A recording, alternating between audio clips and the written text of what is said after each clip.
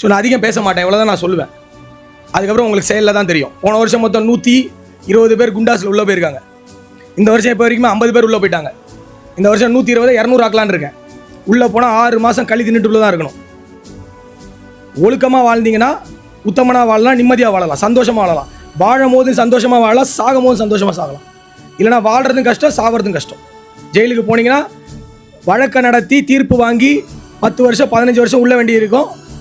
50 வயசுக்கு மேலே தான் வெளில வருவீங்க. அதுக்கப்புறம் வாழ்க்கையில் ஒன்றும் சந்தோஷம் அனுபவிக்க முடியாது. நல்லா பார்த்து இருந்துக்கோங்க. என் ஜாதிக்காரன் கூப்பிட்டான், என் சொந்தக்காரன் கூப்பிட்டான், ஊர் தெருவில் இருக்கவன் கூப்பிட்டான், இந்த கட்சிக்காரன் கூப்பிட்டான், அவன் கூப்பிட்டான், இவன் கூப்பிட்டான், கூட்டாளி கூப்பிட்டான், இவனுக்கு ஜெயிலில் பழக்கமாச்சு, இவன் வந்து நம்ம ரொம்ப பெருசாக வரணும் வாழ்க்கையில் அப்படின்னு சொல்லி நம்ம இது பண்ணி விட்டான், சோஷியல் மீடியாவோட வீடியோவை பார்த்து தானே, ஃபோட்டோவை பார்த்து தானே அப்படின்னு சொன்னீங்கன்னா நீங்கள் தான் முட்டாள், நீங்கள் தான் கஷ்டப்படணும்.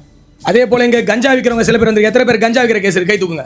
கடுமையான நடவடிக்கை எடுக்கப்படும். நான் மறுபடியும் சொல்கிறேன், உங்களால் அடுத்த குடும்பம் வந்து சமூகத்தில் இருக்க அடுத்த குடும்பங்கள் அடுத்த தலைமுறைகள் வந்து அழியுது அப்படின்னா உங்கள் மேலே கடுமையான நடவடிக்கை எடுக்கிறதுல நான் எந்த தயக்கமும் நான் இருக்க மாட்டேன்.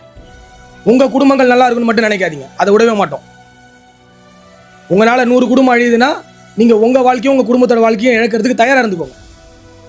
இந்த கஞ்சா விற்கிறவங்க, பாட்டில் விற்கிறவங்க, இந்த மாதிரி ஆட்கள்லாம் இங்கே இருக்கிறவங்க யாராவது இதுக்கு மேலே ஒரு ரியல் கேஸில் வந்தீங்கன்னா கூட விளைவுகள் வேறு மாதிரி இருக்கும். நான் இப்பயே சொல்லிடுறேன். குடி பழக்கம் வேறு ஏதாவது பழக்கம் இருந்தால் விட்டுட்டு வீட்டில் உட்காந்துக்கும். ரோட்டில் உட்காந்து குடிக்கிறது, பாரில் போய் குடிக்கிறது, அங்கே சண்டை போடுறது, குடிச்சிட்டு வண்டி ஓட்டி சண்டை போடுறது, இதெல்லாம் எதாவது இருந்தது அப்படின்னா ரொம்ப சிக்கலான நிலைமை ஆகி போயிடும். புரிஞ்சது எல்லாருக்கும்? சத்தமாக சொல்லுங்கள், சத்தமாக சொல்லுங்கள்.